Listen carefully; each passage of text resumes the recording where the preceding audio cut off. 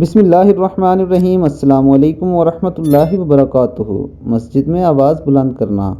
حضرت صاحب بن یزید کہتے ہیں کہ میں مسجد نبوی میں کھڑا ہوا تھا، کسی نے میری طرف کنکری پھینکی۔ میں نے جو نظر اٹھائی تو دیکھا کہ عمر بن خطاب رضی اللہ تعالیٰ عنہ سامنے ہیں۔ آپ نے فرمایا کہ سامنے جو دو شخص ہیں انہیں میرے پاس بلا کر لاؤ۔ میں بلا لایا۔ آپ نے پوچھا کہ تمہارے تعلق کس قبیلے سے ہے؟ یہ فرمایا کہ تم کہاں رہتے ہو؟ انہوں نے بتایا کہ ہم طائف کے رہنے والے ہیں۔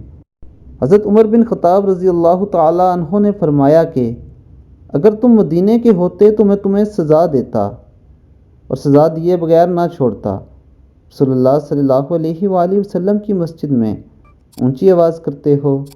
یعنی دوستو، اس سے یہ بات ثابت ہوتی ہے کہ مسجد میں اونچی آواز میں بات نہیں کرنی چاہیے، بلکہ غور سے اگر امام خطبہ دے رہا ہو تو اس کا خطبہ سننا چاہیے، ورنہ ذکر اذکار اور تلاوت کرنی چاہیے۔